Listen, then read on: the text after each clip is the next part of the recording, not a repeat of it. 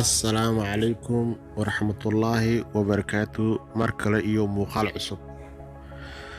Xayawaanka dunida ugu sunta badan.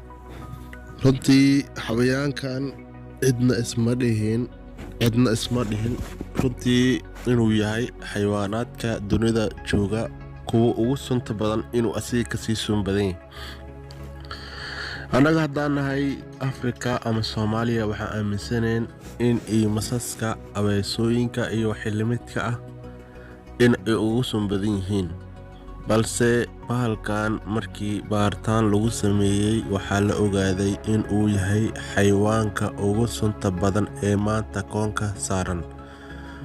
Waayo waxaa la arkay wax waliba oo lagaga baqan jiray in ay yihiin waxyaabaha ugu sunta badan asigoo cunaya haddana aan waxba ku noqonin, weliba ugaarsanaya, uguna jecel yahay sida abeesooyinka, masaska kuwa ugu daran koobrahoo kale iyo masaska kasii sunta badan. Runtii bahalkan aad moodid in uu bisad yahay ama bisad oo kale uu samaysan yahay, wuxuu ku nool yahay dhulalka oo qarfaha ah ama dhagaxaanta ah ayuu u badan yahay. Inkastoo meel kasta laga heli karo, haddana wuxuu aad ugu badan yahay dhulka dhagaxada ah ama qarfaha ama oomanaha ah ayuu u badan yahay. Runtii bahalkan waa laga yaaban yahay. Markii cilmi baarista ay ku sameeyeen baaritaan culus waxaa la ogaaday shay walboo sun ah ama bahal walboo sun ah ama xayawaan walboo sun ah ama sun ku wata miciyihiisa inuu asiga ka sun badan yahay. Waxaa la arkay marar fara badan asigoo cunaya maska ugu daran, maska ugu dhibaatada badan asigoo cunaya ayaa la arkay, haddana aan wax saameyn ku yeelanayn in uu firfircooni ka qaada maahane. Markii ay ka yaabeen dadka baaritaanka ku sameeya xayawaanaadka sunta badan ama xayawaanaadka awoodahooda, waxay soo saareen bahalkan in uu yahay bahalka ugu sunta badan ee maanta koonka ku nool. Runtii aniga waan la yaabay. Markii ugu horeysa aan arkay waxaan arkay asigoo la dagaalamaya doonaya in uu cuno ama uu quud ka dhigto maska ugu daran ee kobraha. Runtii kobraha waxaa lagu sheegaa in uu yahay maska ugu halista badan, suntiisana xayawaanaadka kale ama bini'aadanka aysan sakin dhulka la dhicin marka uu cuno ama uu micida la helo. Laakiin asiga ayaa la doonaya in la cuno ama lagu cunteeyaba. Mar kalena waxaan arkay asigoo la dagaalamaya ama doonaya in uu quud ka dhigto ama cuno abeesadana iyadoo nool iska daayay, iyadoo meeda lafaheeda haddii ay ku mudaan waxay u badan tahay. Inkastoo geerida ay waqti leedahay in aad u dhimatid, sunta ay lafaha ka wadato. Xayawaanaadka abeesada waxay kaga duwan tahay masaska inta kale. Waxay leeyihiin xididdo laga saari karo oo sunta lagu og yahay in ay ku teedsan tahay ama ay ku xiriirsan tahay, laakiin abeesada ilaa iyo lafaheeda ayaa sun ah. Balse bahalkan mongaasaha lagu magacaabo afka qalaad waxaa la arkay in abeesada adda uu cuni karo asigoo wax dhibaato ah aan kala kulmin. Waxaan arki jiray bahalkan gorgorka ama dafaha ah masaska in uu cuno, laakiin markuu cuno in dhibaato fara badan uu kala kulmi karo ama uu ku dhiman karaba. Laakiin bahalkan mongaasaha ah ee xayawaankan idin muuqda ah waxaa la ogaaday in uu maska kan ugu sunta badan ama xayawaanaadka kan ugu sunta badan in uu daqiiqad ku kala jari karo, uu cuni karo, haddana aan wax dhibaato ah aan kala kulmin. Runtii bahalkan ugu dambeyn waxaa loo aqoonsaday in uu yahay bahalka ugu sunta badan oo ugu halista badan ee maanta dunida ku nool. Inkastoo uu waddankeena aad iyo aad ugu yar yahay, waa laga yaabaa in laga helo waddankeena qeybahan dhankan Boosaaso iyo Gaalkacyo iyo dhankan goboladan xoogaha buuraha dhagaxaha ku badan yihiin in uu ku nool yahay. Waa laga yaabaa buurahaasna mar walba waxaa ku nool xayawaano halis badan, adkaysi badan aad iyo aad u sun badan sida masaska kuwa ugu halista badan xayawaanka noocan oo kale ah oo asagana halista badan ayaa ku nool. runtii waxaan la yaabay aniga aan la tacjibay xayawaankan yar in loo aqoonsado xayawaanka ugu sunta badan ee dunida, iyagoo ay dunida dul saaran yihiin abeesada, maska kobraha iyo waxyaabo far badan oo kasii sun badan. runtii wixii loogu doortay in uu noqdo xayawaanka ugu sunta badan runtii wax yar mahan.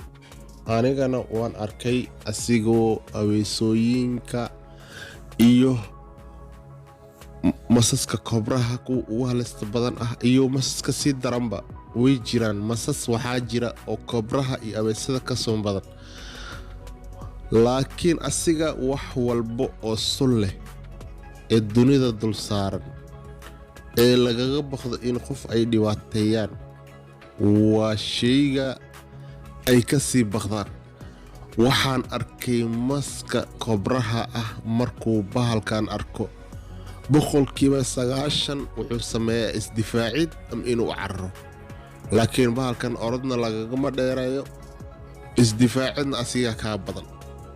waayo asigoo adin dhibaato u geysanin ama maska kale dhibaatada u geysan ayuu 90% in uu dilo isku dayaa, wuuna dilaa 90%.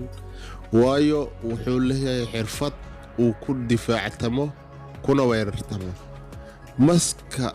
maska ugu halista badan ama abeesada ha noqdo ama kobraha ha noqdo ama masaska kale ha noqdo, inta badan wuxuu culays ka saaraa inuu isdifaaco, inuu dagaalamo maaha, uun isdifaaco ama uu baxsado oo orod ku baxsado. 90% orod kagama baxsan karo. waxaa asiga muhiim u ah in uu raadsado meel uu dhabarka la galo, uu isku difaaco ama god yar uu ku cararo, mooye inuu maskan bahalkan ay iska dhicin karin oo maalintaas khatar badan ay soo wajahday wuu ogyahay. teeda labaad, asiga ama ha gaajeysnaado ama ha dhirigsanaado, masaska iyo waxyaabaha ugaarsigiisa ah wuxuu dabeecad u leeyahay in uu dilo hadduu dhargan yahan inuu qaato oo meeshuu godkiisa uu la tago, haddii uu gaajaysan inuu cuno isla waqtigaas. laakiin ugaarsiga waa u dabeecad, waa mar walba wax joogta u ah oo asiga aragti oo keliya ay ka dhexaysa waxyaabaha uu cuno. waa qasab marka ugu horeysa is arkaan inuu la dagaalamo uu disho, hadduu dharagsan yahan wixiisa inuu qaato oo godkiisa la aado, hadduu gaajaysan yahana bartiisa inuu ku kala kacsado uu ku cuno. waa dabeecad uu asiga u samaysan yahay. xayawaanaadka kale sida libaaxa oo kale, shabeelka oo kale, dhurwaaga oo kale, wax walba ayuu xayawaanaad markay dharagsan yihiin uu cabirkiisa u saxan yahay, uu calooshiisa u dhaansan tahay, waxaa laga yaabaa inaysan halis badneen, oysan weerar badneen, aysan ku dhibaateynayn. waxaa laga inaad iska agmartid ama xayawaanaadka kale ugaarsadaan ada ay cunaan inuu iska agmaro asigoo aan wax badan u arkin, culays badan saarin. laakiin bahalkan mongaasaha ah wuxuu dabeecad u leeyahay aragti inuu ku toogto wax walba u ugaarsado. ma jecla shay uu ugaarsan jiray inuu agmaro, wuxuu jecel yahay inuu ugaarsado shaygaas. hadduu gaajaysan inuu bartaas ku kala cuno, haddii uu gaajaysnayna in uu wixiisa disho hoygiisa la tago, ay carruurtiisa la cunaan ama asiga uu markii gaajado cuno. waa dabeecad uu u samaysan yahay. marar badan waxaan arkay asiga ugaarsanaya sida qansiirka, doofaarka saa u naqaano kale. xayawaano waaweyn ayuu ugaarsadaa, wuxuu gaashtaa suntiisa asigoo intaa la eg. wuxuu ugaarsan karaa libaaxa, wuxuu ugaarsan karaa qansiirka, wuxuu ugaarsan karaa ayuu xayawaanada ku nool duurka. laakiin xayawaanaadkaas kale waaweyn markuu ugaarsanayo halhal ooma ugaarsado ee tiro 90% asiga tiro ayuu u socdaa. wuxuu u socdaa ilaa iyo 10, 20, 15, 3, 7 halhal inuu u socdo aad bay u adag tahay.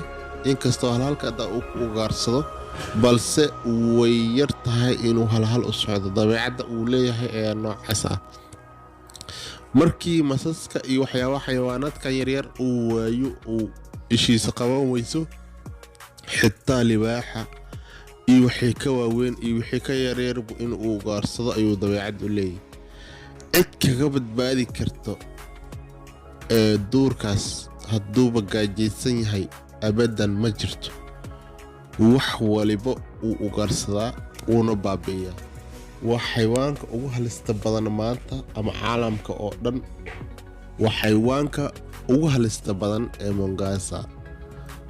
Wassalaamu calaykum waraxmatullaahi wabarakaatuh.